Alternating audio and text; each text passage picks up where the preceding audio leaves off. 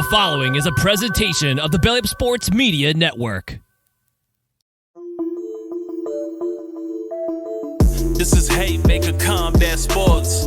Here, coming straight from the source. Only with the real, they ain't here to dress it up. Sweet science, MMA, you can get it all from us. Trust, 5 stars cause it's lava. And through the fight game, we can guide ya. Slick talking, putting them in caution. Passing all the goals cause the audio is awesome. What you waiting for? Spread the word, tell a friend. This the podcast where all of the discussion ends. When they start going strike for strike, this the show that'll tell you what you seen in the fight. And they ain't playing on the mic, this a welcome to the show. Warm it up for the squad, Haymaker of the bros. I'm a bow wow, you can hear from the pros. It's Haymaker Combat Sports, time to roll. Welcome to Haymaker Combat Sports, powered by the Belly Up Sports Media Network. I'm your host, EJ Reed, joined by my fellow hosts, Aaron Admire, Steve Johnson, Chris Sanders, full crew tonight. What's going on, fellas? Happy Monday. It's a late night already. Chris, yep. What's good? Happy Monday after pretty sure everybody was busy this weekend with their mothers, so it wasn't relayed. Happy Mother's Day, but here on this Monday. Yeah, happy Mother's Days to the baby's mamas, the baby's mamas, and the baby's mamas. Throwback to Outcast. Definitely happy belated Mother's Day to all the mothers out there. Hope you had a good one. Admire, you had a concert you were at early tonight, didn't you? Yeah, my daughter, she had a choir concert tonight. It was dope. It was dope, man. My daughter's part wasn't my favorite part. She's in 7th grade, and it was 7th and 8th grade choir, and they got the boys up there, just the boys. I mean, she goes to a huge school, and they did this whole stomping and clapping and slapping part. It almost like, you ever seen the Australian haka things where they do that? Mm-hmm. They had the boys doing that shit, and like they didn't skip a beat. They didn't mess up. It was so badass. Like the place went crazy. It was awesome. I was like, man, I wish the girls got to do something like that. Nice. Shit, I'm not too familiar. You said it's a Australian Oscar. It wasn't exactly like that, but it was similar to it. Like the Australian, they do it as like an honor thing. They do funerals. When they like stomp and then hit the chest. It was real similar to that. This was like very coordinated, and they were slapping their legs, arms clapping, like grunting. Like it was real similar to that. It was really cool. And what did the girls get to do then? They got to do like this high-pitched singing thing. It was like a unison and like a really pitched up and down. It was cool, man. They did real good, but the boys' part was my favorite part.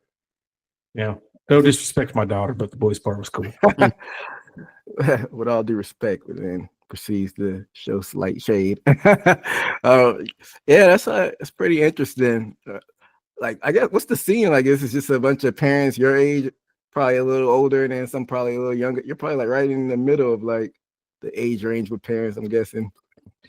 Yeah, well, I'm probably about in the middle of it. A little bit older, a little bit younger, about like that. But it's a huge school, man. It's, the town's just booming. It's where, I just moved from, and tons of kids packed in there. Everybody invites their grandparents, aunts, uncles, and it's fighting for seats. It's packed. Crazy. If I was in your shoes, I might like slip an edible in there just to enhance the moment. I would, but my ex-wife was there. I don't want to show up all bugged out.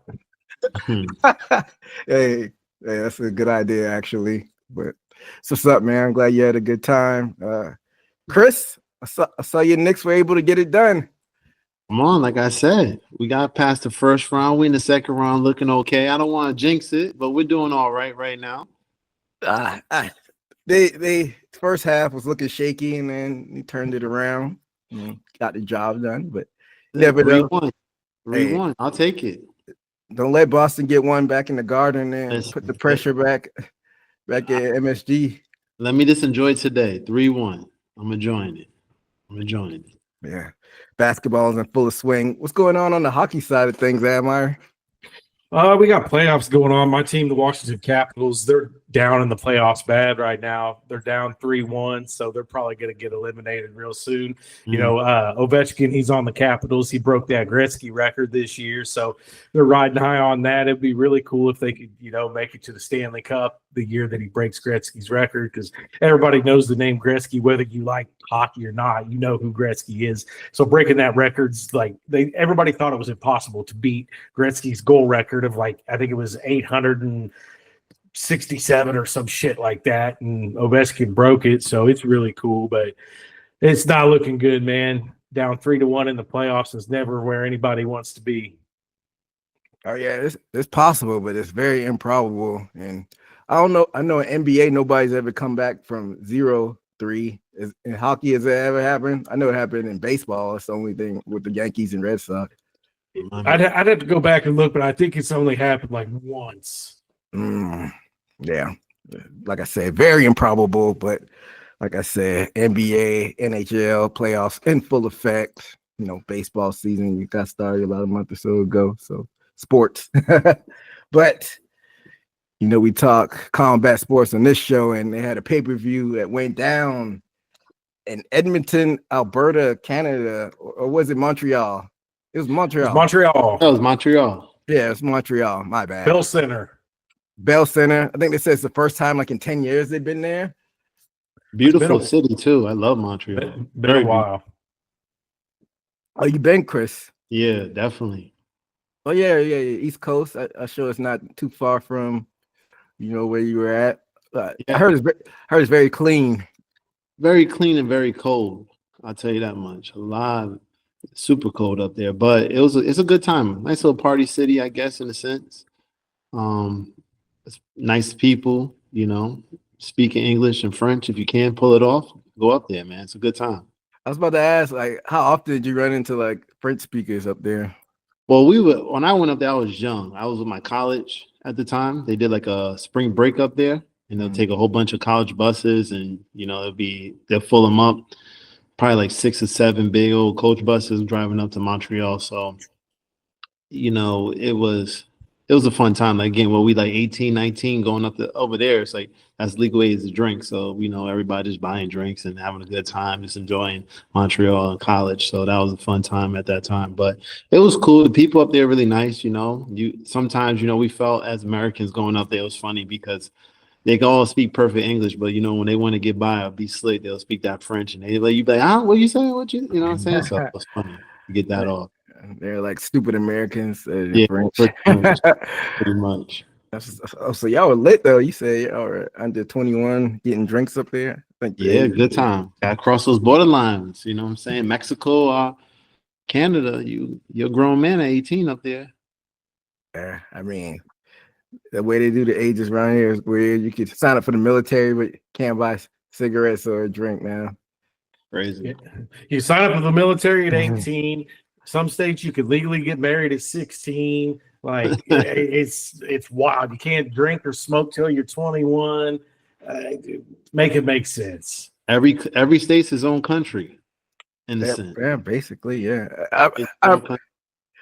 I remember turning 18. That was the thing. Even though I didn't smoke, but I just had the ability to buy cigarettes. When they upped the age so ago, they upped it to 21. Yeah, and then your insurance goes down when you turn 25. That's just a random number to pick. Rent a car at 25. Mm-hmm. You stay on your parents' insurance till 26. It seems like they pick these arbitrary. They just throw a dart at a board and pick numbers, man. Pretty much, but that's neither here nor there. Let's talk about this card that happened this past weekend, though, like we said, down in Montreal. Starting off with the early prelims in the bantamweight division, you had Bekzat Almakhan defeating Brad Katona by KO. Featherweight, you had Daniel Santos defeating Lee Jong Young by unanimous decision. And then at catchweight, you had Marc-Andre Barriol defeating Bruno Silva by KO.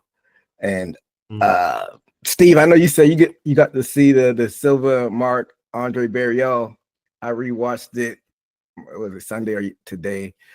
Yeah, brutal elbows in the corner, and he just basically collapsed like a sack of potatoes. And I'm hearing that he may have went to the hospital or something. I heard it was bad, but yeah, those elbows were nasty.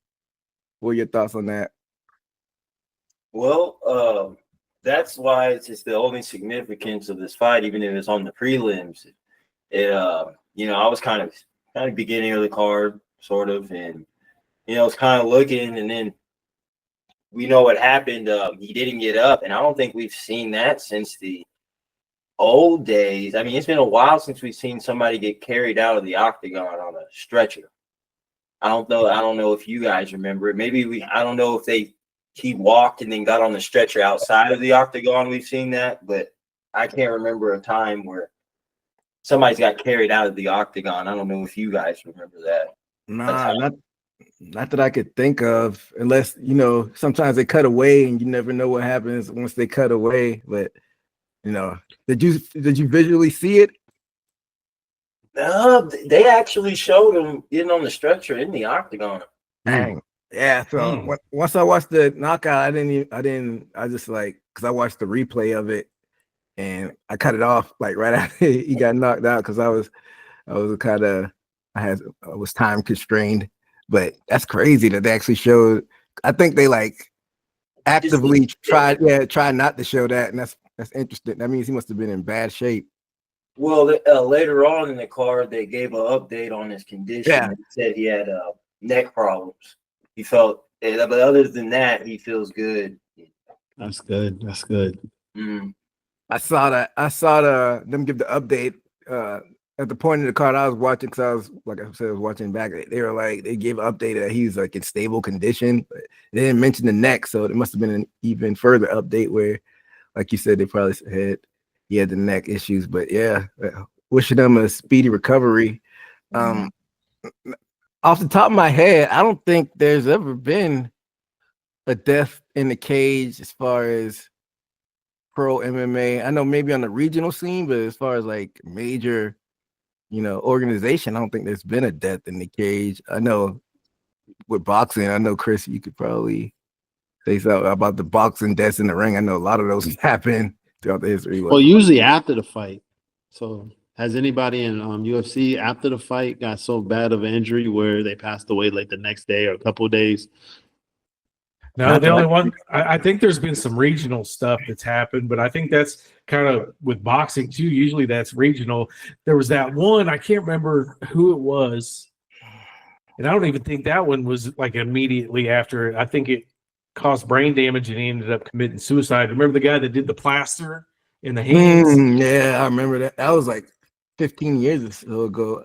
It was a while ago. I think I remember that. It was a while ago. Man, there was a kid in Brooklyn. Now you just brought that up. It is very regional, on the smaller cards. Young fighter. Remember, he probably had maybe 11 to 12 fights. Probably lost one fight. I think he got in one bad fight with somebody, but he won the fight. But the next day, he just didn't make it. Yeah, I remember that one. And then a lot of the regional ones that I've heard about is sometimes it's a bad stoppage by the ref. The ref lets a lot of stuff go too long. Somebody taking damage to the head, just getting rocked. And sometimes people's corner don't stop it or throw in the towel when their fighters are just getting, And there's that big story with that Latino kid. I think he became paralyzed. That's a big fight. He's pretty famous. I forgot his name though, right off the top. MMA is. I'm not sure about his name off the top of my head. I don't know if Amar will be able to find it really quickly, but I was about to say the sport of MMA is so new. I think they don't have enough, data or resources to see the more long-term effects, because we see some of the boxers like Ali or Joe Frazier. Luis Resto. My bad. I didn't mean interrupt you. Luis Restos was the one who had the plaster. Yeah, and it was William Ray Collins Jr. that was the one that was fighting him. And the trainer was Panama Lewis that put the plaster in his glove. How long ago was this? Go ahead, Steve. After Amir looks that up. I think his trainer got banned for life. Oh man! And I think they got some prison time too. That happened.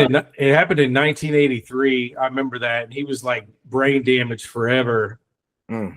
He had a detached retina in his eye after that fight. Yeah, I thought it happened sooner, but I guess I read about it, but I definitely read about that because the plaster stuck out in my mind. But it's probably like something I went back and read about, but terrible. And like I was saying earlier, like we see the long-term effects of like fighters like Ali and Frazier. We haven't, the MMA is such a new sport. We haven't really seen the long-term effects of what's going to be with the, how the fighters are going to live in the future, their way of living. I mean, you can see it now a little bit with like Iceman Chuck Liddell. Like he looks like he always seems like he's like out of there and spaced out. So maybe that's the long-term effects. But as far as like the shorter term effects, I don't know. I think they have done studies. They say like with boxing, you have these padded gloves. You keep getting hit in the head repeatedly. MMA smaller gloves, so like when you get hit, you get knocked out. Which, even though it might look brutal long term, you're not getting hit as much. Did you ever read about that, Chris? Well, MMA is a different sport too, right? There's different aspects of the sport. You can gravel, you can, kick. So you're not always getting punched in the head. There's only one way to fight in boxing, and that's to get punched in the head. So this is more damage that way. But for me, I can only imagine that all of these sports, especially in the fight world, that they all go out like that. Because for one, you gotta be crazy to jump in the ring or in the octagon to fight anybody, just for almost like a gladiator in a sense, just to make a living. So that right there, you have to be somewhat crazy in a sense. It's not the average person job. But you can love a sport as much as you want to, but to put yourself out there and put your body in damage like that, it's only going to have an effect on you one way or other. Don't have to be where you're going to kill yourself or be brain damaged, but I'm sure something like football or any type of sport, you're going to have that, injury or whatever it took on your body toll for the rest of your life. Yeah. From the documentaries and the studies that I've seen on the CTE, it isn't about how hard you get hit in the head. It's the over and over getting hit in the head. That's why it is with boxing, and that's why it is with football, because football, the repetitive, just over and over get hit in the head. Like Aaron Hernandez, they said that his brain was just mush and melted CTE. Like his brain was like that of a 90-year-old dude. Junior Seau, he had CTE real bad, and he knew he had it. That's why when he committed suicide, he shot himself in the chest because he wanted them to study his brain and learn about CTE because it was still relatively unknown back then. So, I hope that they really start learning about it someday and try to prevent it. But I think the more they learn about it, the only way to prevent it is to stop these sports, unfortunately, because that's what causes it, is repeating blows to the head, not hard blows. It's just the repeating, jarring that brain over and over and over. Your brain isn't meant to be shooking around. I think there was a debate during the time they were comparing Dana in the boxing room. He was going on ESPN and having campaigns. He was saying one of the big differences between MMA and boxing is boxing, you can get back up after you got stunned, which is a concussion. MMA, most likely you're getting taken out, grab, more likely the chances you're getting finished or, it's over. And that's why I think that's one of the, I can say, differences to where they say which sport is harder. I mean, you really can't say which one, if you're still in the fight more in boxing, and you might get more concussions depending on the style of fighter than an MMA fighter. Or an MMA fighter, if he's a brawler, he might get, like we were talking about, Chuck Liddell. He didn't even have a chin by the time he left the UFC at all. So, yeah, I didn't think about it like that. There are a lot of boxers, that have been knocked out, but they recovered by the 10 count and they're back up fighting. So, I mean, that's a lot of brain damage right there. How many UFC fighters have said they weren't out and wanted to keep fighting, So, I can see where you can say that the boxers do take a lot more damage. Shit. One that comes into mind is in more recent history, the Tyson Fury. Didn't they make a meme out of it? He rolls up like the Undertaker against Wilder. Yeah. He was like knocked out. Like I thought he was done. If that was MMA, they would have called the fight. Oh yeah, because like he got up basically like what 8 or 9 count or something crazy, maybe even 10 count. Like he like they were counting. It should have been a 13 count the way that ref was counting. Yeah, definitely. So yeah. Like I said, shout out to Bruno Silva. Wish him a speedy recovery. But moving on to more fights that happened in the other prelims, on the main prelims that happened on ESPN. Light heavyweight division, we had Navos Sterling defeating Ivan Erslan by unanimous decision. Light heavyweight division, we had Modestas Bukakas defeating Ion Kulalaba by split decision. Women's flyweight, we had Yasmin Dazuzuvicius defeating Jessica Andrade by submission. And then in the feature fight, we had in the welterweight division, Mike Malott defeating Charles Radke. So I want to kind of save the Andrade for last, but Steve, you said you saw the Modestas versus Kudalaba fight. Yeah. Was there? Yeah. It's a split decision. So was there any like controversy behind that or anything? I would say a little bit. Not only the style of, I would say they were saying how Modestas fought Ian Kutalaba. You know, he was chasing, and I guess even the commenters thought he won that fight. And I guess the judges scored it terribly. And I mean, they were trashing him after the fight, talking about like, let's show their faces. Like Dominic Cruz is saying, let's show these guys, start showing their faces. And I think Admire even suggested that in one of these podcasts. But yeah, that was the controversy.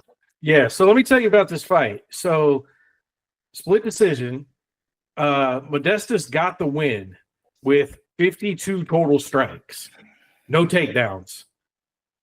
Kutalaba had 121 total strikes, 4 attempted takedowns, but 0 of them, he didn't complete any of them. So he had 4 attempts, 121 strikes. Significant strike-wise, though, Kutalaba had 58 and 44 for Modestas. So the judges' scorecards, I got them pulled up here. One judge scored all 9s for Kutalaba. One judge scored all 10s for Kutalaba. So 2 judges had completely opposite scorecards all the way down. And then the other judge had 1 round for Kutalaba, who had the more strikes, and 2 rounds for the less striking. So I didn't see the fight, so obviously I need to go back and watch it with the controversy, but it's kind of weird that the person with the less strikes, who threw the less strikes, in my mind, that would mean the less aggressive person got the more votes from the judges. Seems kind of weird. And the one judge that did score it for the person that lost, that person that fought and lost put more pressure on it through more strikes. It just seems weird when the name of the game is octagon control and striking. So I guess I got to go back and rewatch it. But Steve's right. I did mention that before. These judges need to answer for that. At the end of the fight, when there's such a disparity between 2 judges' scorecards, they need to be interviewed. What did you see and what did you see, and why are you guys completely opposite on this? You agree with that, Chris? Definitely. I didn't watch the fight, so I'm interested to see how the defense played in that, because even if you threw them those punches, did they have an effect on a fighter? Like who was more aggressive? Like I want to see more of this fight, so I'm probably gonna watch this over tonight and see more about this. But when it comes to the judges, we see this all the time where we watch stuff ourselves and we're like, how'd they give that round away? Like, what are they watching that we're not seeing? So I think it's right. I think they should come off every fight and they should be interviewed and figure out, hey, why did you score? Even if it's a good score, they should do it on every fight just to keep them honest. Yeah. And go ahead. And one thing, the judges' scorecards has blue corner, red corner, and a lot of times you don't really know who that is, because when we're watching on the screen, it tells us who's shorts, what name is with the shorts. I'm wondering if some of these judges sometimes don't know who's in the red corner, who's in the blue corner for real. Like, especially if it's, 2 guys that kind of look similar, they might not know who's who, and they might just work for the wrong guy. I guarantee you that's had to have happened before. Hey, that might be a possibility. We always talk about how the high turnover rate in this new era UFC, they get these random fighters that a lot of us don't even know about, and so that you might be right. Do we about know? that. Quick question: do we have a background on these fighters? These two? So Kudalaba's been a mainstay in the UFC. He's always like either kicking off like a pay-per-view or, you know, maybe higher up on a fight night card. But as far as Modestus goes, I've probably seen more fights of his than I noticed, but for some reason, a specific fight of his has not come across my memory. Like he was on UFC 304. I've watched like every pay-per-view the past like 13 years. So that was the one with Edwards and Muhammad. So he might have been on like a prelim that I didn't see. So there's no telling. I've probably seen him, but nothing comes to mind when it comes to him. But Steve, I didn't watch the fight either. But Steve, how did you see the fight? Did you see it the opposite of the judges? Did it look like Kudalaba won it? Yeah, I feel like Talaba won it for what it was. It looked like Talaba was chasing most of the time, and I was like, well, I mean that was a decision, and then it was confirmed when Joe Rogan and Dominic Cruz were all talking about it after. Right. I think it was Daniel Cormier. I don't think Rogan was there. Oh yeah, you're right. Daniel Cormier and Dominic Cruz was there. My bad. And they were all they were upset by the judges. And like we talk about, these are people's lives and records are in jeopardy. So like we said in one podcast, and if I'm not mistaken, I think I've seen on boxing cards, they put the judges' faces on there. Maybe, or is it the ref? I think the refs. I don't know about the judge. Okay. But they should do that. That'd be, hey, get your 5 seconds of 15 seconds of fame, and then plus be accountable. You know. Now I think about it, like y'all said, these are like faceless people. We know their names, but they're like faceless. Like, where do they even sit? Are they ringside or cage side? I sometimes see them just watching the camera around the octagon, but specifically, I don't pinpoint it where the commenters are and the judges are. I wouldn't know.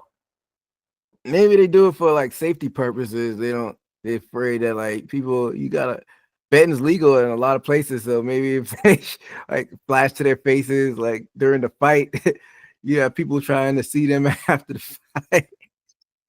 That's a fact. Well, yeah, it's probably like safety purposes. They don't do it, but they should still hold them accountable in some fashion, like in a press conference afterwards somehow. Do you think there's something behind this fight more than just UFC? Nah, maybe. I never know. Like you always have these conspiracy theories and whatnot. I mean, it may be like never know what's going on up there in Canada. I heard the Canadians get gangster up there sometimes as well. You know, Drake's got his goons and whatnot. But I don't. Yeah, I don't know if there's anything nefarious behind the scenes. It could be.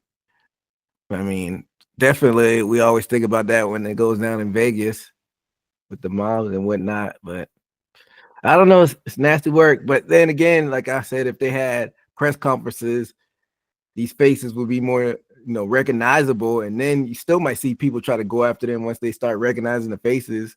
I saw you from a month ago on the press conference. You caused me this fight, blah, blah, blah, this and that. I don't know. But it's got to be some accountability. Maybe like a conference call. Yeah, like a conference call. They hold them accountable for it. So then they, you don't have to show their face necessarily, but you can hear from your voice like what the fuck happened. So I think that's a happy medium. Have these refs or judges do the conference call after the fights, and like Am said, like, what did you see? How'd you call it? But then what if they give you like a bullshit response? I'm about to say that too. What if they double down on like what they said? Like, yeah, I saw it this way.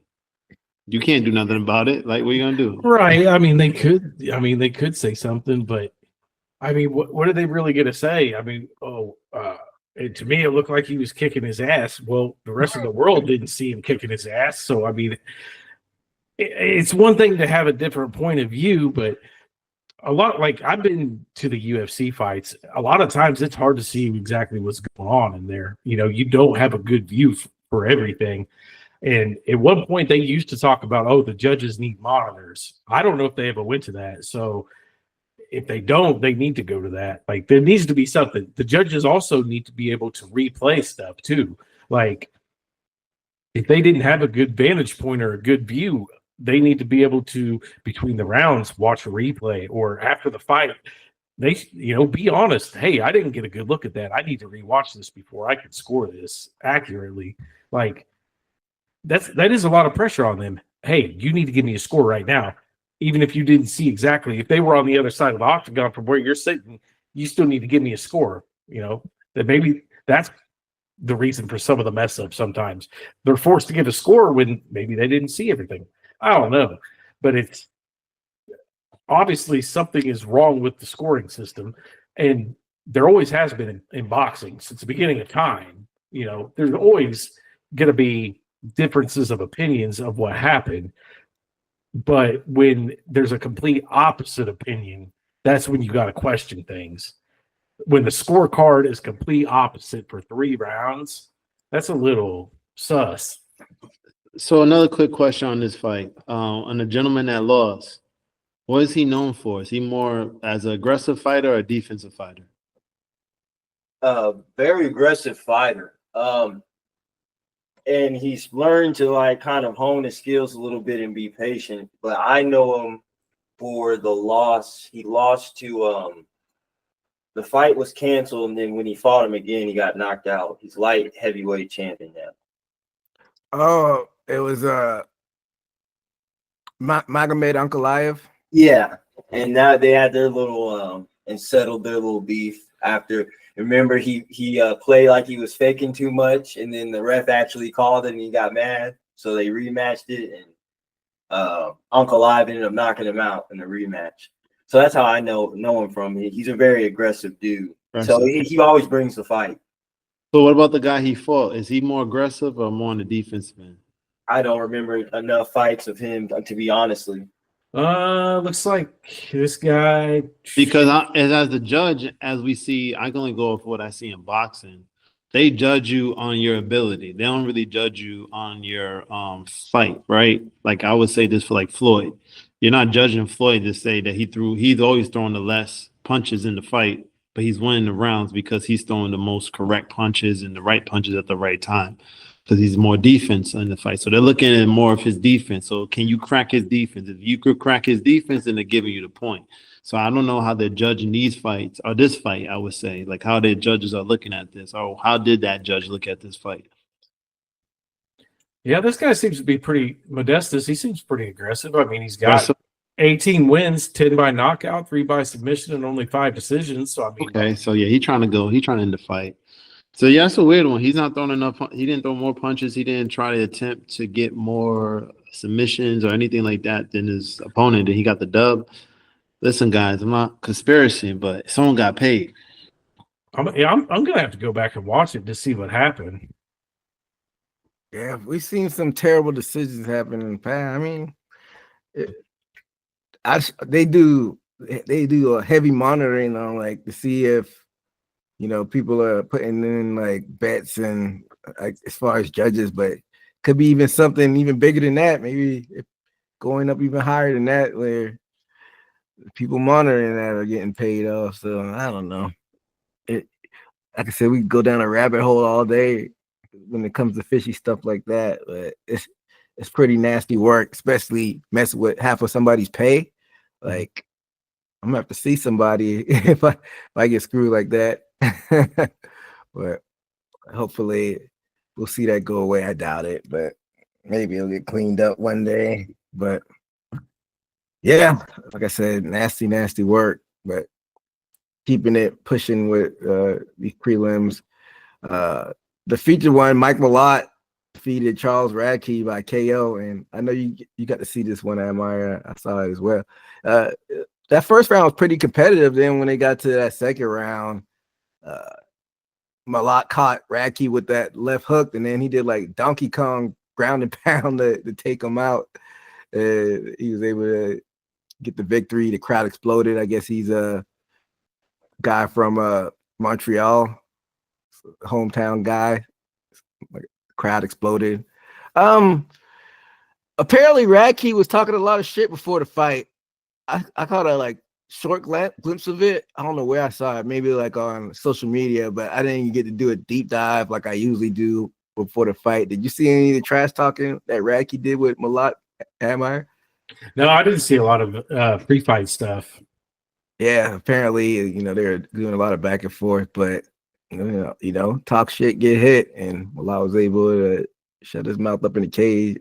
What do you think about it actually watching that fight? Yeah, I mean, like you said, the first round was really good. I mean, it was pretty even, but 26 seconds in the second round, I mean, that was a sneaky little left hook there. I mean, watching it real time, it didn't look like it was that hard, but then the replays, I was like, man, it caught him pretty flush, and then he just went to pound town on him. So pretty dope. Yeah, it's the punches you don't see. So Radke definitely needs to go back to the drawing board. But moving back a fight, in the women's flyweight, we had Jasmine Jasudavicius defeating Jessica Andrade by submission, and this was like just pure domination by Jasmine.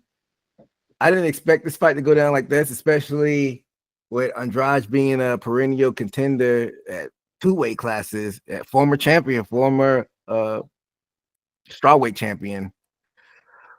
With this loss with Andrade, where does she go from here? Because Jasudavicius she was like ranked number 9 in the flyweight division, so it was like a top 5 fighter she got dominated by. Is it just time for Andrade to hang it up at this point, Admire?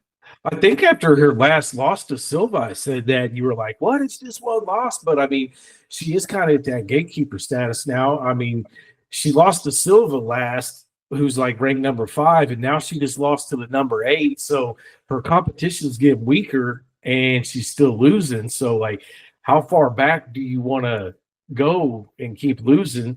I mean, she's still got a huge name. I mean, but even now she's, she used to be that headliner. She used to be that champion, and now she's on the prelims. Pretty soon she's going to be on the early prelims. She's going to be on the fight night prelims. She's just going to keep falling down. And, how bad do you want to tarnish that legacy? I don't know, man.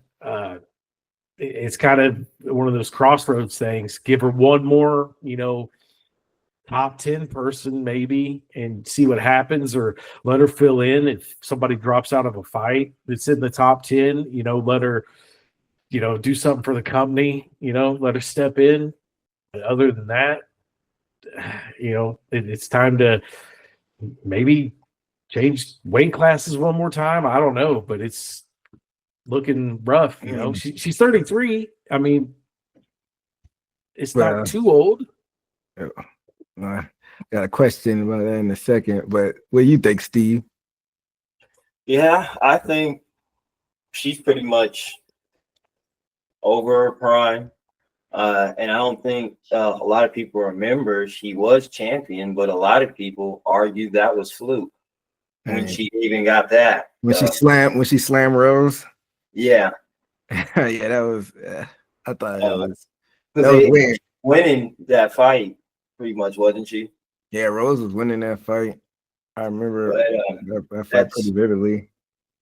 That's opinion from each person to person, but saying that, I just remember the Jacek days and those. I mean, years have passed by as a MMA fan, and before I know it, and she has a lot of miles on her as far as wars, how she's lost. She's been knocked out. She's fought, up to par, one of the best.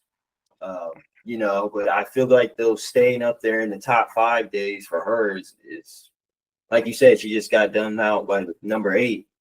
I think she's on her way out. So you think I don't know. So is this fair or unfair? And this is more of a general question. I'll ask you, Chris. When you see a young fighter like this hit a wall, is it unfair to have questions about maybe if they had some enhancements or on the sauce? Well, before, So just somebody in general that hits a wall like at a young age, because she started losing when she was probably 29, and she, like I said, she was super dominant before that. sometimes they just, don't have the heart for it. Like, that hunger is not there as much as before. Now she's just getting there because she has a big head, just picking up a check. It sounds like she's in a gatekeeping mode right now. I think she's in the top 15 to keep that gatekeeper going. Whoever comes in, she's fighting, or just a substitute person in. I don't think she's going to fight any title fights at this moment. That's not in the cards for her. She's lost to a number, 5, and then the 8th. So she's a gatekeeper. I think as a young fighter, I'll be excited to fight her because she has the background, and then that gives me confidence as a young fighter. So she does have a place still, because I think this is a good place to get your young fighter. This is a battle test for them, right? So UFC can use her. The young fighter can get past her. Then you can move that young fighter up. And I think she probably got 3 fights like that before they probably kick her to the curve. Yeah, that may be a possibility. Or you say he might not have the heart, but what we saw with like a TJ Dillashaw, we knew he was juicing for sure, and he was like still in his, I want to say maybe late 20s and early 30s, and once he got off it, he started losing. So they don't test for this on these fights like this. Not every. I don't know how Dillashaw got away with it for so long. I don't know if you remember, Admire. No, I mean it seemed like forever though. He got away with it for a while. Maybe he was cycling on and cycling off. I don't know. What was it? What was that he was taking? I can't remember what it was, but it was something good though. I mean, because it worked good on him and it was hidden very well. Plus, it depends if it was around the Fertitta times, because USADA wasn't implemented until it was bought out. So it was EPO. I always used to talk about it too. I don't know why it slipped my mind. He got caught with the EPO, and I think EPO makes you have like super stamina or something crazy like that. Mm-hmm. But it's definitely like, yeah, I don't know how he got away with it for so long. Probably was it around because the hidden Barral and he was champion then. And what was his other? So this happened like because remember Dana sent him down to flyweight to try to kill the division. It was like WWE, it was like a WWE storyline type shit. Yeah, he's like he sent TJ Dillashaw to face Cejudo to try to kill a division, quote unquote, and then Cejudo whooped his ass, and then like right after that he got busted for EPO. This was 2019. So that was after that was you saw it was implemented. When did Fertitta sell the company? This was like 2015, 2016. And when was his first championship accomplishment? Like 2014, I think. I remember it happened out of nowhere because like he was like still relatively unknown, and he beat Borao, and I'm like, who the fuck is TJ Dillashaw? Yeah. I always remember him getting knocked out by Short Dodson. John Dodson on the Ultimate Fighter.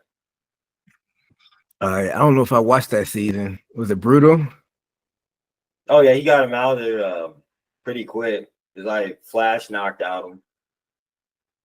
What season was that? Was that the McGregor season? It was the Garbrandt season, Redemption. No, he was a coach that season. Yeah, what was his season? Oh my gosh, no, that was a long time ago. 14. It was 14. Yeah, it was Mayhem Miller and Bisping. Yeah, Bisping and Mayhem Miller. This was 2011. I I think I watched the season before this. Yeah, because I remember I was working a night shift job and it was on like FX. I saw the season before that with I think it was Faber and Cruz. It was like the first live season they had. But yeah, this is the season after that, I want to say. Man, there's some old names on here. Yeah, that's a lot of fighters that end up making it in UFC that come out of the Ultimate Fighter shows, and then that's kind of translated to the Contender Series now. I think it's been like from the Ultimate Fighter, like 3 or 4 champions that came out of that show. Maybe I'm not even counting the women, and then I think it's been like two or so fighters that came out of the Contender Series that become champions. So I guess it works. I mean, but they a lot of times they're cherry picking off of like the regional scene fighters that have high up names from there. So it's not like they found like these fighters fighting in the bar or something like that and become champion. But Yeah, I know in boxing you sign up for that show. So yeah, they used to have the Contender on NBC. I don't know why they got rid of that show. I remember. I think was it Oscar De La Hoya involved with it somehow. Maybe I'm tripping. probably. Yeah, But yeah, I know a couple of fighters that joined it, and some applied and get in. So it's pretty cool. I'm surprised they hadn't tried to bring that show back. That's a good way to get eyes on the sport. But what I know, I'm not an executive. But yeah, well, we'll see what happens with Andrade going forward. Like she's still young, but it's no point of fighting if you're just gonna just keep getting beat like that, and then she'll get cut eventually. So we'll just have to wait and see. Get as many checks as you can, man. Yeah, that's true, but we know that they're quick to cut people. So if you losing, like they got a quick trigger for you when it comes to pulling it, when it comes to cutting the fighter. So we'll see. But let's get into the main card, fellas. The lightweight division, to kick this one off, the curtain jerker, we had Benoit Saint Denis defeating Kyle Prepolek. All three, me, Steve, and Amaro had BSD, and Saint Denis got the takedown right away. He controlled the grappling that whole first round and attempted that rear naked choke a few times, but Prepolek did enough to survive. And he had that eye poke that kind of slowed down things in the beginning of the second round. But after that, the action picked up. They were trading shots, and then while Saint Denis took over and started raining those heavy elbows and knees, and then got him down and got the arm triangle, and that's all she wrote. What were your thoughts on this one, Admire? I mean, you got to give a shout out to Propolek, dude. He was like the sacrificial lamb on this. He came into this as a plus 900 underdog. Benoit Saint Denis was a minus 1,600 favorite. Like, you don't get a further spread than that. Like I said, Propolek was just brought in there to get slaughtered, and he lasted more than one round. I mean, yeah, that says more about him, I think. He was expected to lose, but he lasted. So, it went exactly how everybody thought it would go. So yeah. Prepolek was nothing learned. Yeah, Prepolek was a last minute replacement. I think a couple days for Joel Alvarez was supposed to be in there. So, like you said, it was a valiant effort by Prepolek. Like most people probably went in the last half a round. So, shout out to him. Yeah, I mean, he got to be on the main card. He's from Canada. I mean, shout out to him. Yeah, I mean, it says a lot more about him than anything else. 5 years away, I think, was his last UFC fight. I think the last one was in 2019. So, yeah, when they make the call, you just got to answer sometimes. And I'm sure they'll probably end up giving him another shot, maybe in the prelims. I don't know if it'll be on the main card, or fight night card, but yeah, I'm sure they'll throw him a bone for taking that last minute fight. What were your thoughts, Steve? Yeah, considering that, I'll give him credit.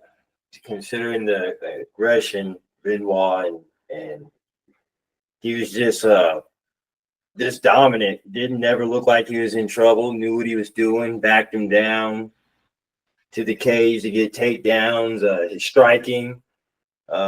He looked like he didn't have a chance as far as how comfortable Saint Denis looked in the cage. Like you said, props to him, and hopefully they do give him some opportunity for at least just not getting slaughtered, because obviously he was putting him in the body triangle as far as rear naked and trying to choke him out. And he stuck in there that first round. I see the cool connection between the French Canadian connection, but it seemed like the Frenchman won this one today or that day. Yeah, I'm sure he connected with the crowd somewhat, being French and then French Canada. So, hey, shout out the BSD. It seems like he's back on track. They tried to fast track him for a little bit, and then he ran into that wall. What was it Poirier that knocked him out? Poirier, then he lost another one after that, I think. Yeah, he lost Money Moicano after that. Got stopped again. This was a fight to kind of get him back on track, even though it was a last-minute replacement. So we'll see how they match him up next. That's a deep division, lightweight, so there's no telling what could happen. But what were your thoughts on this one, Chris?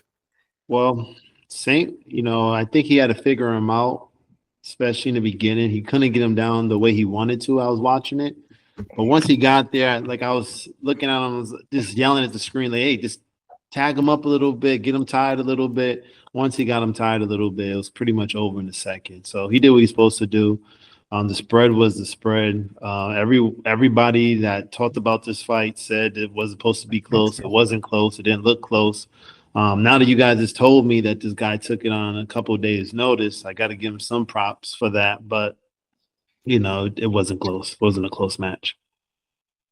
Yeah, odds are the odds for a reason. So, like I said, they should throw Purple a bone for that one. But moving on to the next fight, the women's flyweight division, we had Natalia Silva defeating Alexa Grasso by unanimous decision. Steve had Grasso. Yeah, Silva looked like the quicker fight in this fight.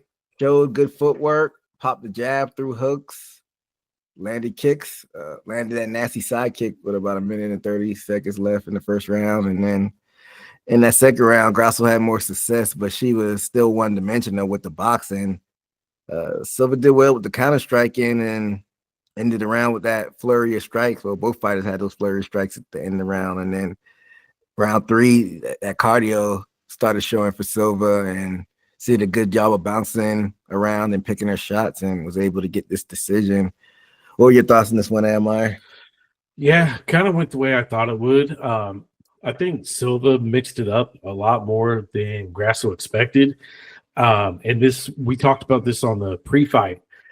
Grasso fought Valentina 3 times in a row before this.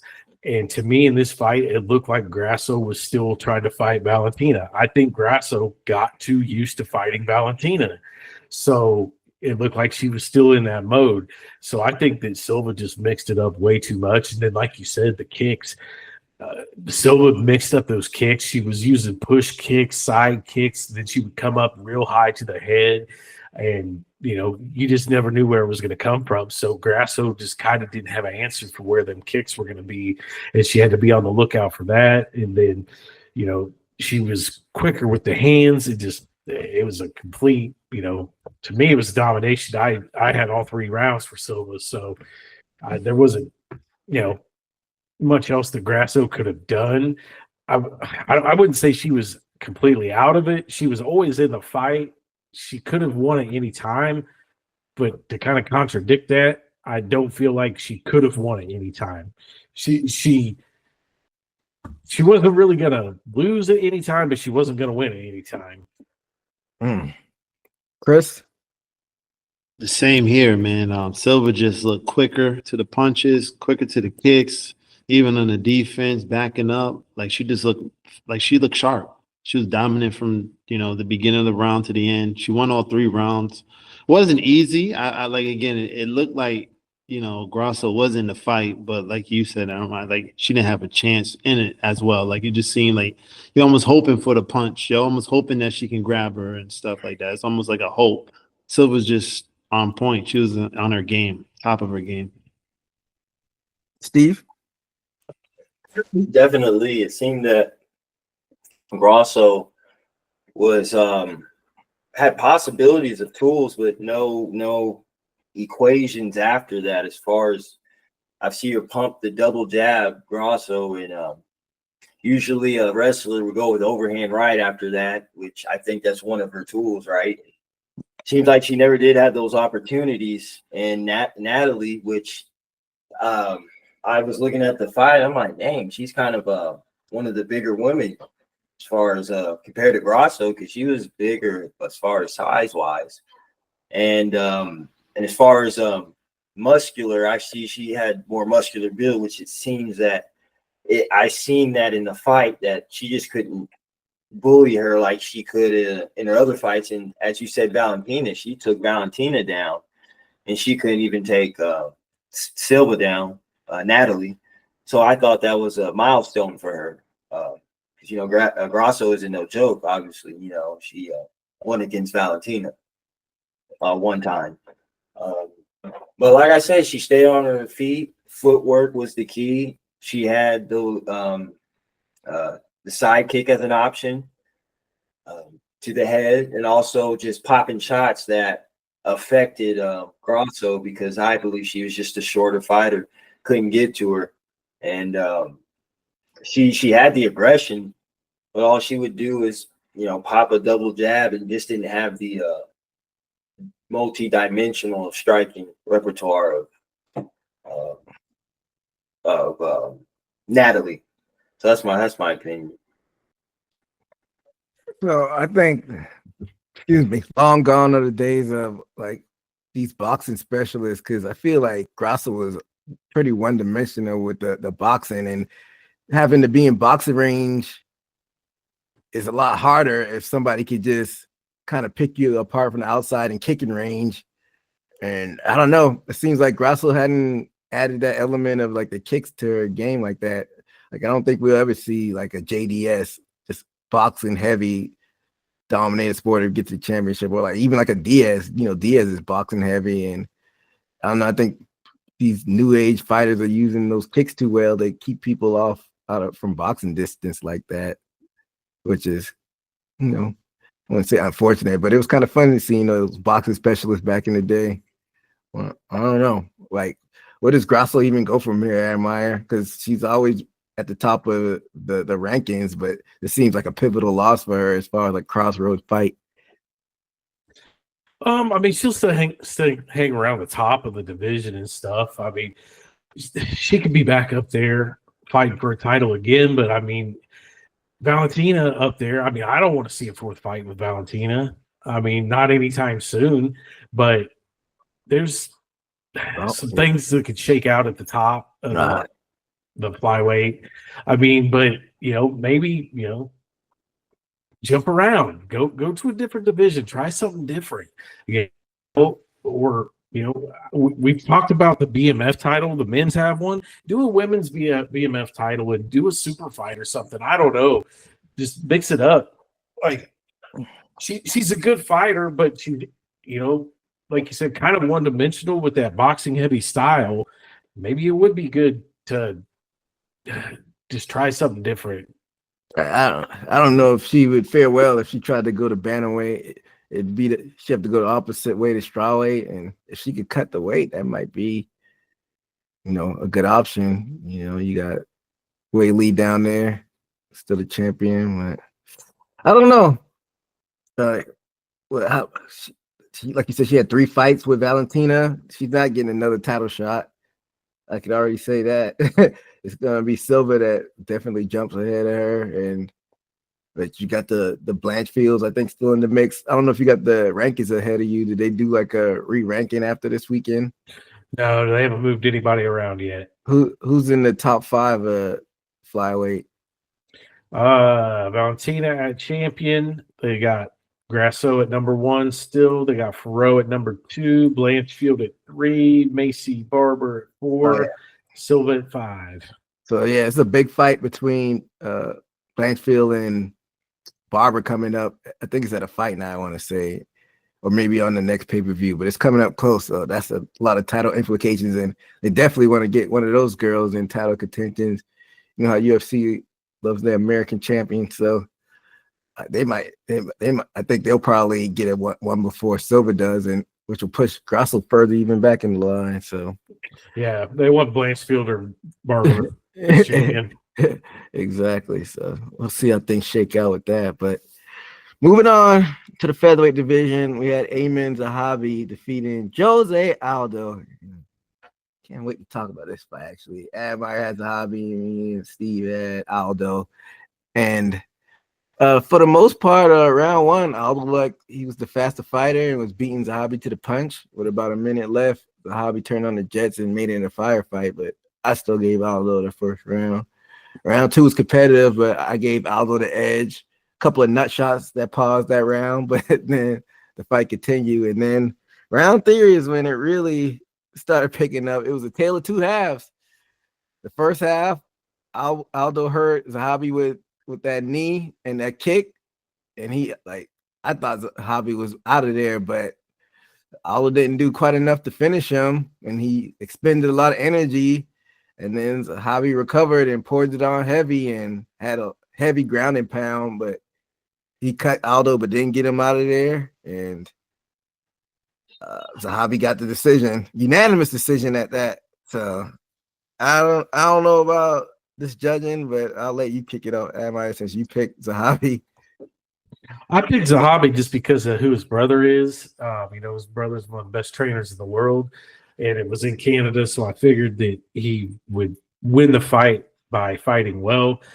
I gave Aldo the first round. I gave Aldo the second round. The first round, he looked like vintage Aldo. Like he came out looking like a killer.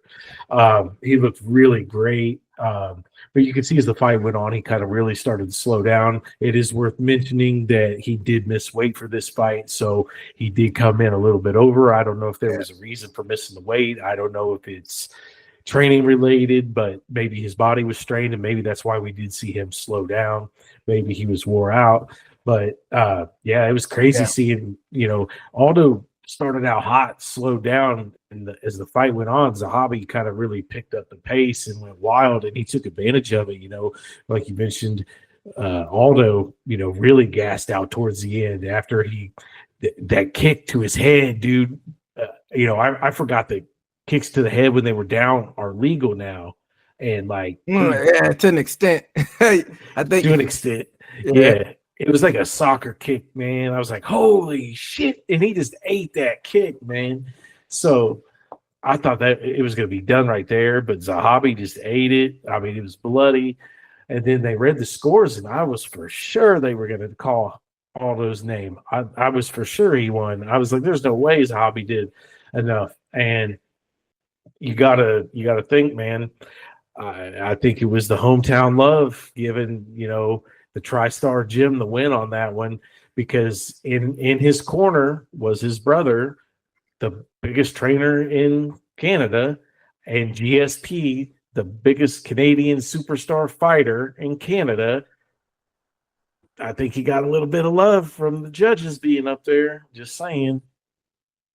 Chris? Yeah, he probably did get a little bit of love for the judges. I didn't see him put on the fight until probably the end.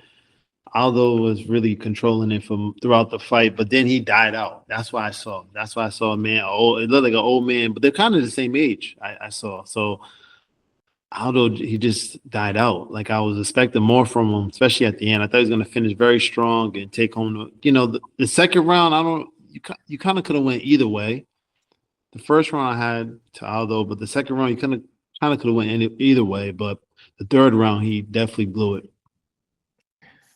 But this ain't like pride fighting. Maybe it seems like the judges were like scoring like pride fighting. Pride, like the scoring is it how you finish the fight. Like it's a 10-point must system, and I don't know. Maybe the judges saw it like Chris saw like the second round. I thought Aldo won the second round, but I don't know. It was slow, man. He died out. All three judges gave that second round to Zahabi. I think that's bullshit. And yeah, I mean, even the third round, I guess is how you judge it, because like I said, it's almost like a tale of two halves. He almost got him out of there, but Zahabi dominated the second half of that round, and he had the better visual ending the fight, and there was more volume, even though I feel like Aldo was closer to finishing the fight. But the volume, I guess the judges were maybe scoring on the volume because that was some pretty nasty ground and pound Zahabi got. Yeah. I don't know. I still don't agree with the decision. What were your thoughts on this, Steve? Oh yeah, it's one of the most anticipated fights on the card. I enjoyed. Definitely was a banger, and I knew if anybody is appreciative of boxing, that type of style, you appreciate Aldo. How he be digging to the body, and it's just a shame. I think you said we were talking about it earlier, man. Some of these, it's a shame how good these dudes are at boxing, and he still doesn't win. I mean, we were talking about he beat vicious combos, looking like an animal the first round. You know, throwing vicious combos, and MMA is weird, and hey, I guess it came down to stamina for Aldo, and I can analyze and see, like, you can tell how Aldo, and although the commenters were saying, also commenting on it, you can tell how he reserved just enough to probably finish the fight, and he still didn't have enough. But he reserved himself round 2 compared to round 1. And in round 3, he tried to end it and gassed out. And I think that's how compromised he was as far as weight cut, or he just knew. And like I said, I think for what his style and what he's done in that for that fight, I think he could have won the fight. But like I said, it's in Canada, and then the visuals, you didn't go out on top. And matter of fact, didn't Aldo go for a takedown? And that was like a mistake. You're like, oh, I even said, like, what the hell are you doing? And he ended up on the ground the rest of the fight, if I'm not mistaken. So that could have done it. Yeah, he did attempt one takedown. Yeah, it was a panic takedown. Yeah, and it looked bad too when he did it. Man, it did. But yeah, I mean, like Emma was saying earlier, Aldo didn't make weight, so that played a factor. It was supposed to be a bantamweight fight, but ended up being featherweight. Both of them were heavily under the featherweight limit, but it was supposed to be at that weight limit. And after the fight, Aldo took his gloves off and essentially retired in the ring. The second retirement, actually. Does this retirement stick?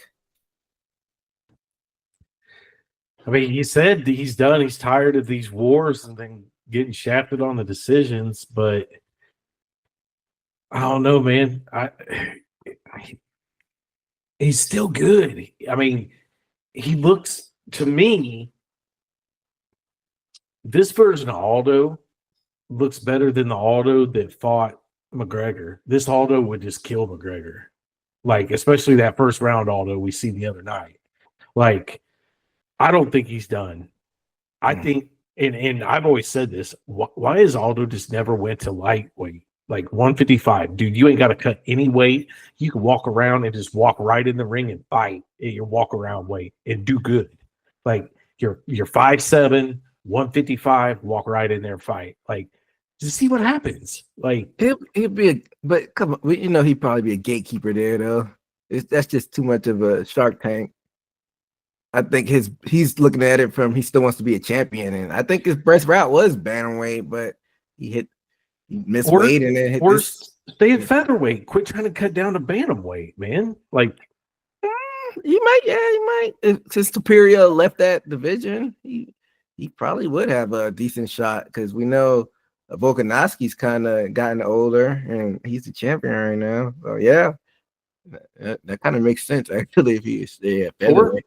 I mean, I don't know what his current contract looks like, but I mean, he's got hard hands. Go try out bare knuckle for a fight. Go. That's not for the faint of heart. Not everybody could do the bare knuckle, but I don't know. Is this it for him, Chris? From what you could see? Nah, he just emotional right now. He'll be all right. I think he got at least 2 more in his tank. They just got to talk to him, get him back on the drawing board, get him back in the table. Taking a loss like this could mess up your mentality. But going over, not making weight, I don't know if his mentality is there. You know, that shows a lot in the pro not making their weight, especially if they're not trying to get an advantage in the fight. So just thinking about it like that, maybe he's tired of trying to make weight. Maybe he's tired of doing all this training camp. Maybe he's getting tired of it. And then the outcome comes out how it is. It's like, why am I doing this? You know, so he got a lot of reflecting, but I think he got 2 more fights in him. He's up there. He's not young. He's not a spring chicken. What, he's 38? Yeah, 38. He's not young. Yeah, definitely not young, especially in this sport. But what do you think, Steve? Is that it for him?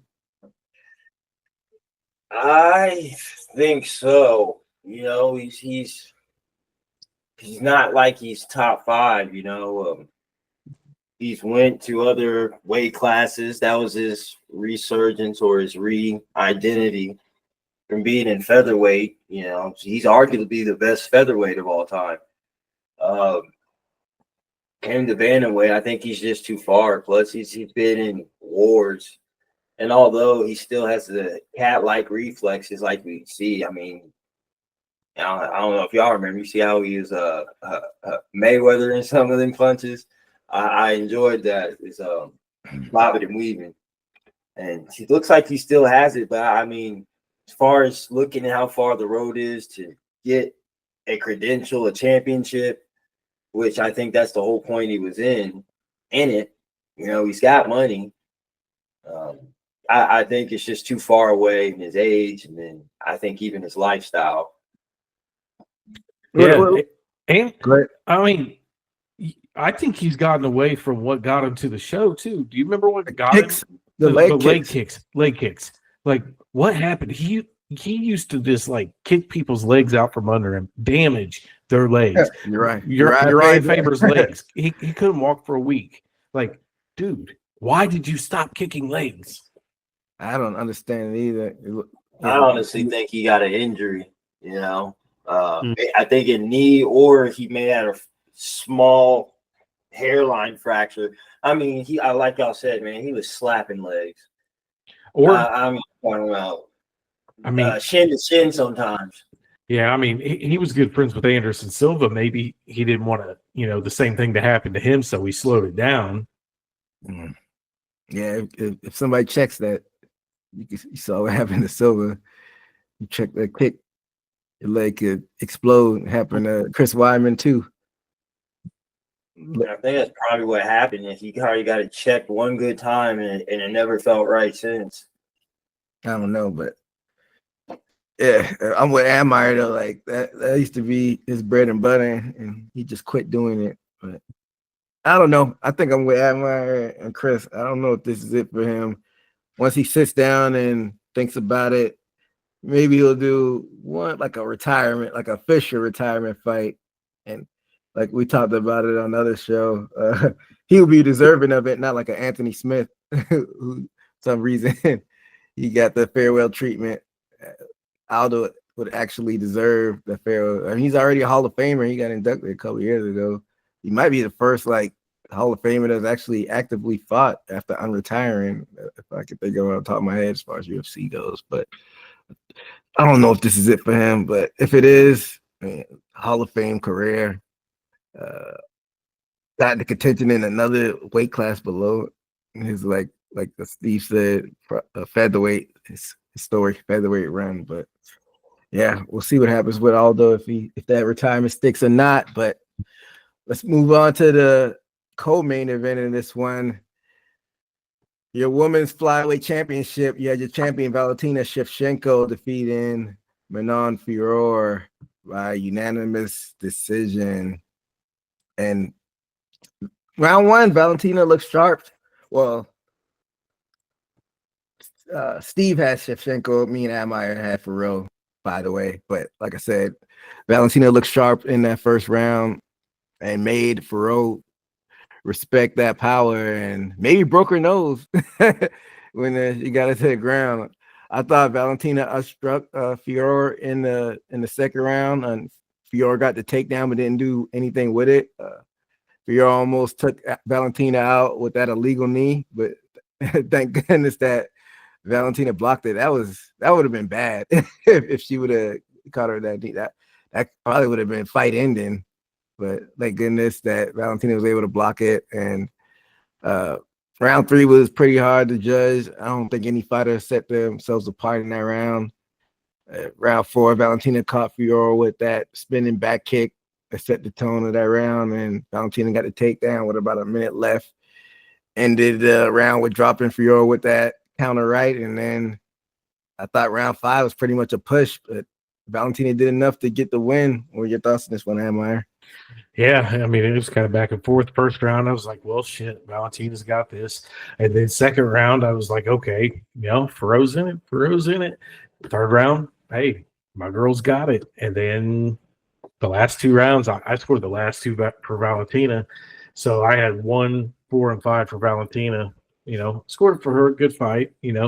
She's a champ for a reason, man.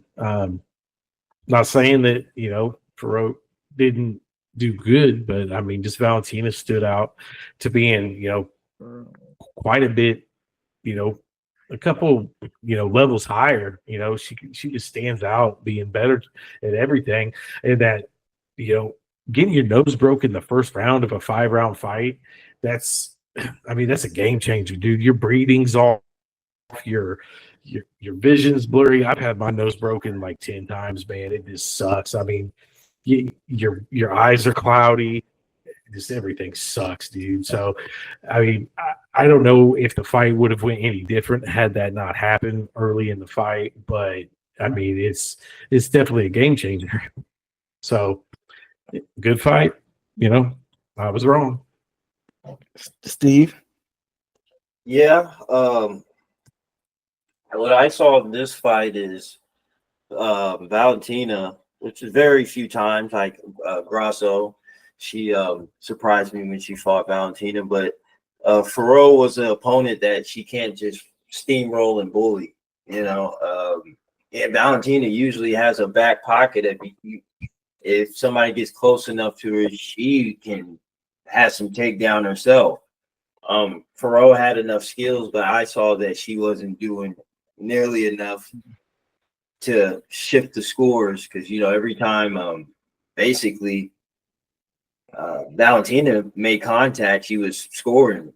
How she ha ha ha, every damn time, and Ferro would sit there and almost have to be watched and almost visualized by Valentina, and Ferro had to set up. She was strong enough not to be bullied, but had to be smart enough to set up her takedowns, which she got one in the second round, I believe. But other than that, Valentina, like I said, she didn't look like she can steamroll her, and she had to really work out of takedown attempts. But Valentina showed that she had great takedown defense against her takedown. So, I mean, I think Valentina pulled through very evidently. She won. Chris? Well, Ferro she had moments throughout the fight, but just not enough moments. I think Valentina was way more consistent throughout the fight in my eyes, just watching it. And that's pretty much it. Like right there, it was a good fight overall. I thought it was one of the top fights of the night, besides the main fight. But it's a pretty good fight. But Valentina just had way more consistency throughout the fight. Ferro just had moments. It almost felt like she was almost getting there, but I don't think it was just moments. It was just moments. For sure. So, what is motivating Valentina at this point? This is her second run with the title. She's pretty much beating everybody. Like we said earlier, I'm guessing she's just going to wait for Barber and Aaron Blanchfield winner. Yeah, that's what it is. I mean, that's what the UFC wants. I mean, they're trying to get that set up. I think Blanchfield's been on the UFC's radar for so long, and this is their chance to get her up there in front of everybody. Yeah, I mean, I wouldn't mind seeing Valentina back at bantamweight. I mean, I think she probably end up beating the winner of Barber and Blanchfield. I was a heavy believer in Blanchfield, but I think didn't she have a road bump somewhere in there? I think she did. I thought she was gonna just steamroll and get the title, but yeah, she lost to Manon. To Pro. Yeah, yeah, because that was a fight night card. I remember watching that, but she beat Rose. But I think Rose is a tweener anyway. But yeah, so yeah, I don't see the winner of that Barber and Blanchfield fight beating Valentina at this point. One of those two will eventually get the title, but it might be a year or two too early. You know, Father Time is undefeated, so Valentina eventually slow down. But like I said, I wouldn't mind seeing her back up at bantamweight. When is the Pena and who's Pena supposed to face for the title? Judo. What's her No, name? Kayla Harrison. When Yeah. is the Pena Kayla Harrison fight? It's coming up. Let me see. Upcoming. Let's see. I know it's supposed to be happening sometime maybe in the summer. I don't know the exact date. Pena Harrison, UFC 316, June 7th. Yeah. So yeah, we saw how many times did Valentina face Amanda Nunes? Like twice? Not, I don't know. I don't think it was 3 times. Twice, wasn't it? Yeah. I think so. So we and I want to say both of the fights were close too.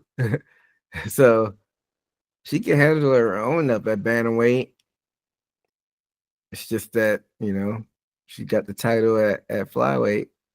And what happened in 2017? When was their second fight? Her and Nunes. Oh, the first fight was in 20. They fought pretty close together too. And one was before Nunes was the champion. I don't remember Nunes not having a championship fighting in the mid decades, but I guess she wanted the fight. Nunes wanted to fight after the Valentina fight.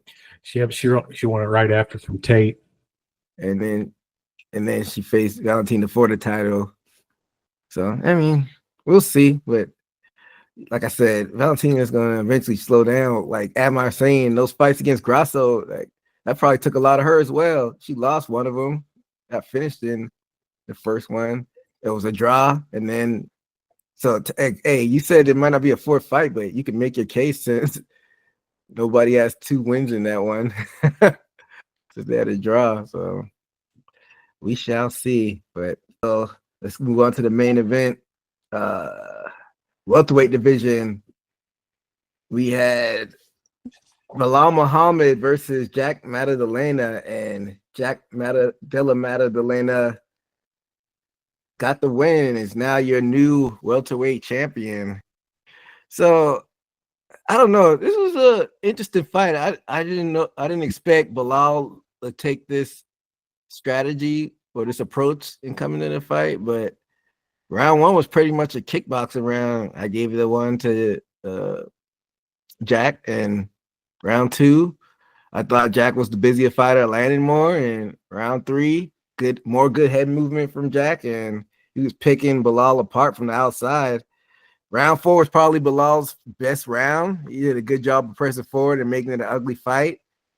Got in the clinch and made Jack uncomfortable. And then round 5, Jack went back to striking from the outside, and he cut Bilal open, and he got it down for about 30 seconds. Bilal was finally able to get his paws on him, which I thought he would have did from the get-go, but then he couldn't hold Jack down, and it got back on his feet, and he started pouring it on Bilal for the rest of the round.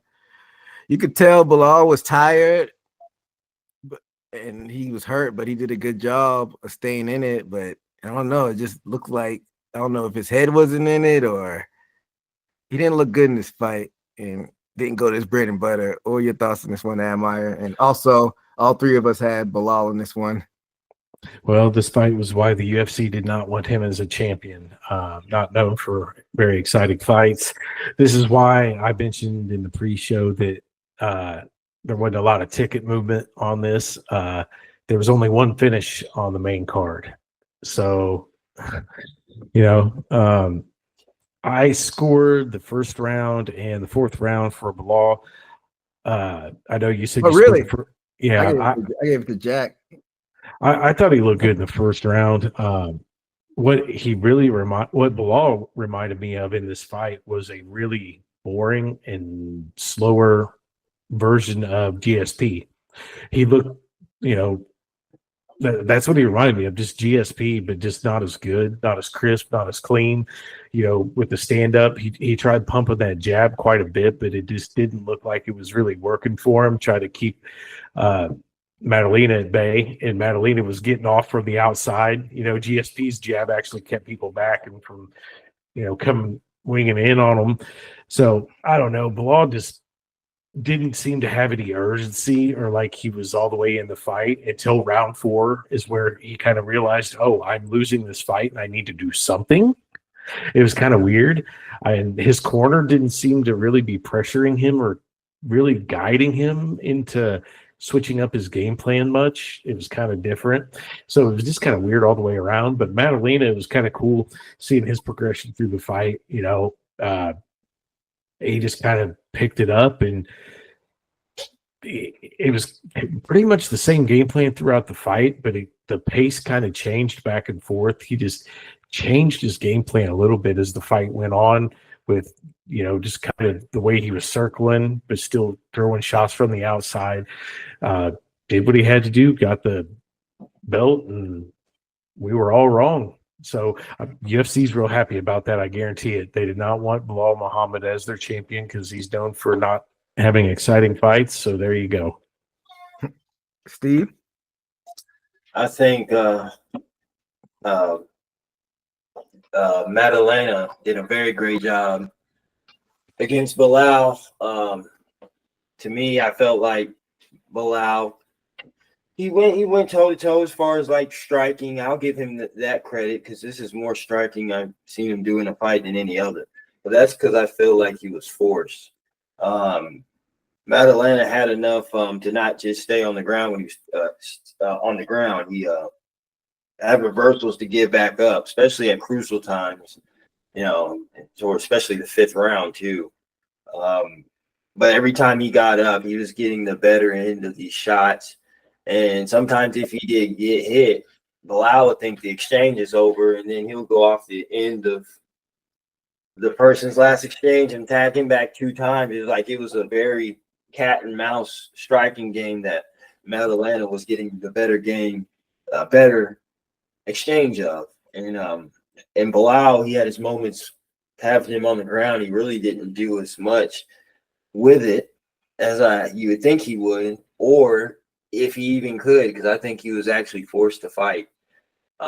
Comparing it to Edwards, to where Edwards is a pretty good striker, knocked out a good wrestler, Kamaru, and seems like he couldn't do it like he did Edwards.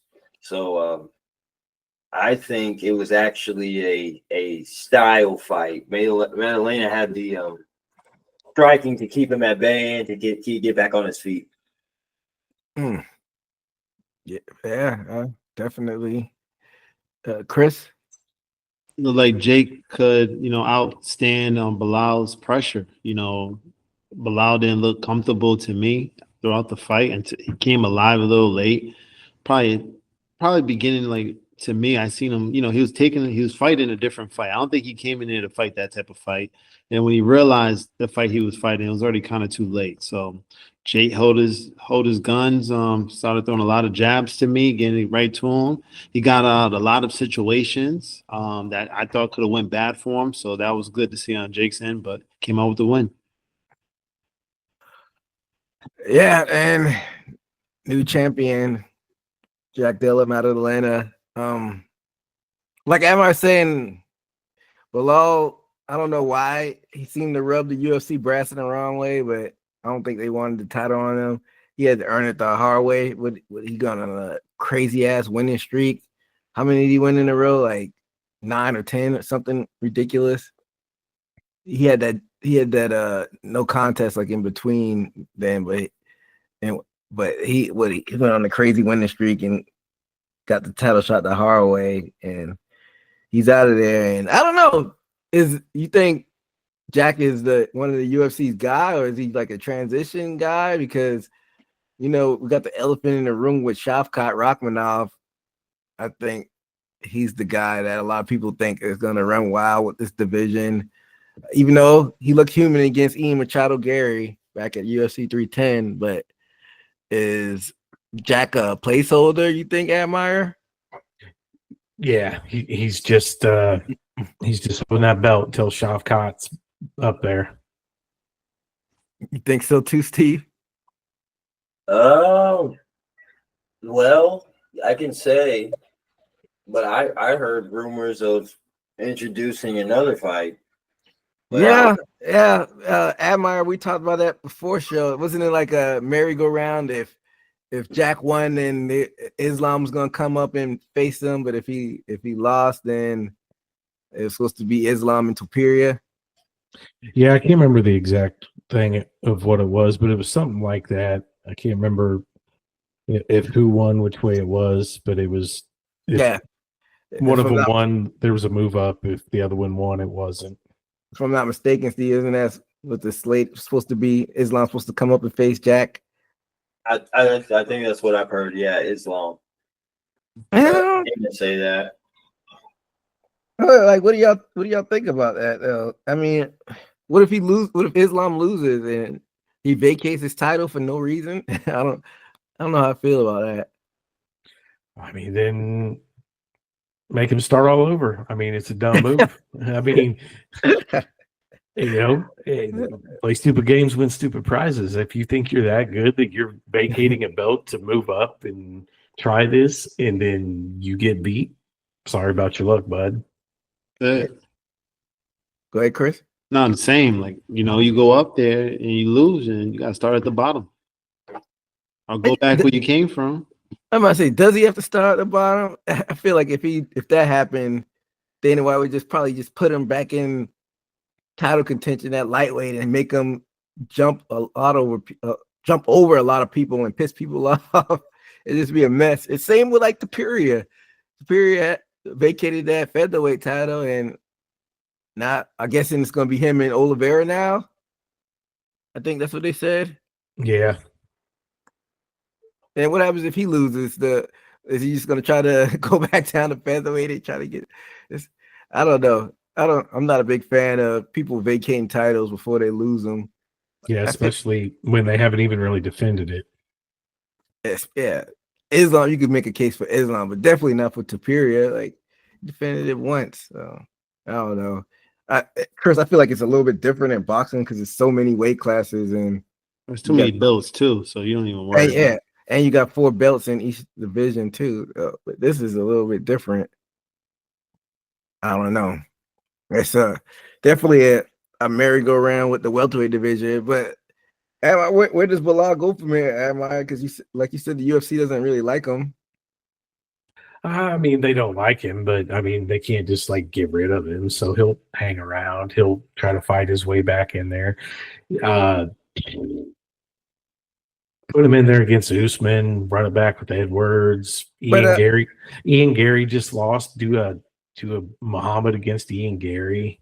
But do you think the fight they're having in Atlanta, I think is in the next month or so, think the Buckley and Usman fight has any title implication?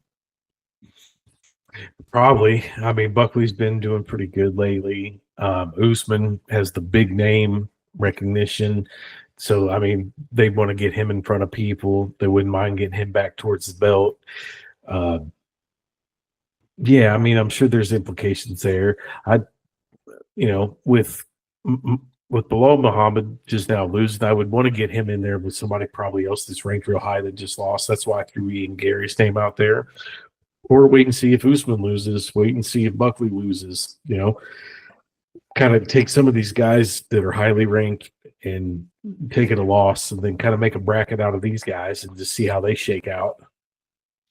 But Steve, Buckley, that's your guy, the St. Louis guy. You think Buckley might be stuck between a rock and a hard place if he beats Usman? Because, like I said, I feel like they've been waiting for Shavkat to like get back in the mix. I don't know if Buckley would get a title shot before like a Shavkat.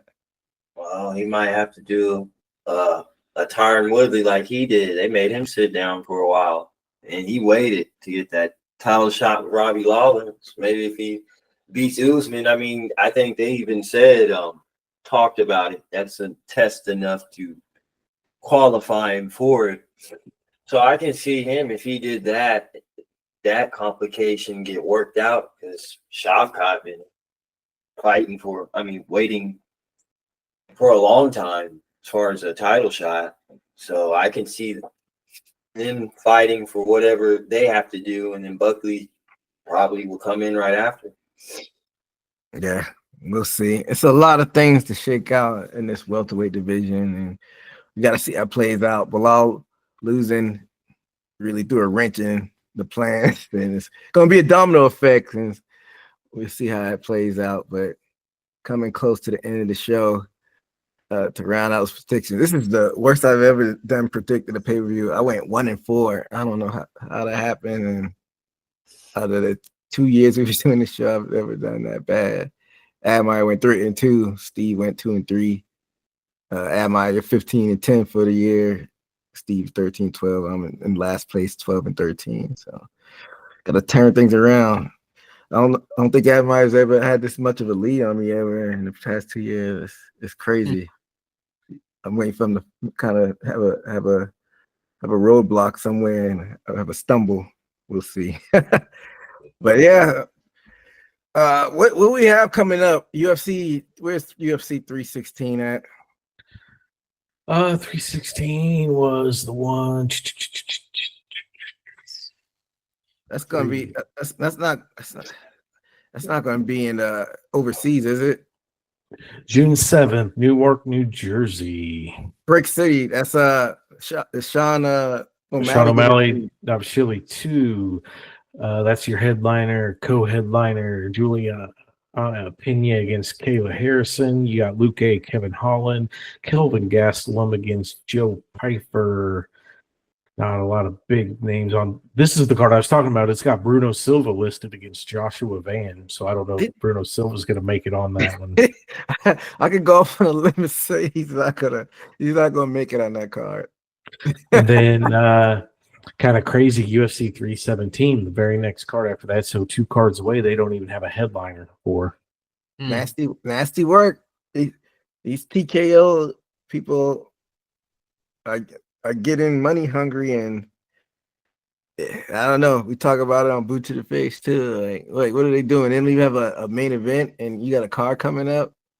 Yeah, so UFC 317 is Saturday, June 28th. So we are a month and a half away from this event in the T-Mobile Center in Las Vegas, and there's no main event. There's no card. Okay, I'll give them a little bit of leeway on that one. That's International Fight Week card, so they always try to stack those ones up. So I know John Jones ain't fighting on that one. He's probably gonna be in New York. So who do you like? They don't even like we talk about them having a star power issue, and who do you even pencil in there? We know McGregor ain't fighting. Holloway and Poirier is already booked for 318, and I mean they're 2 of the biggest names. Robert Whitaker's already booked. Hill and Roundtree's already booked. Usman Buckley's booked. O'Malley's booked. Nunes, so, I mean everybody's tied up. Nunes, so come back. I've been hearing whispers about that. I don't know, but they got to announce it soon. People got to book flights and hotels and shit. Well, my black ass ain't booking a flight out there. I spent too much with the TKO company and WrestleMania in Vegas. So whoever's going to International Fight Week, have fun with that. But that'll bring us to the end of the show. Make sure to follow us on our social media platforms, Instagram, TikToks, Twitters, and we'll be back for UFC 316, and we'll be back sometime late June for boxing. Let those fights kind of stack up. But that'll do it for us here at Haymaker Combat Sports. Until next time, be safe out there. Later. Hit the takedown, ground and pound, that was from the top. Heel hooking, no more plot, I leave you in the knot. Pound for pound, been the greatest, sitting on the top. Man, I'm laughing at the fools who think they coming for the spot. You ain't got a shot, it's already mine.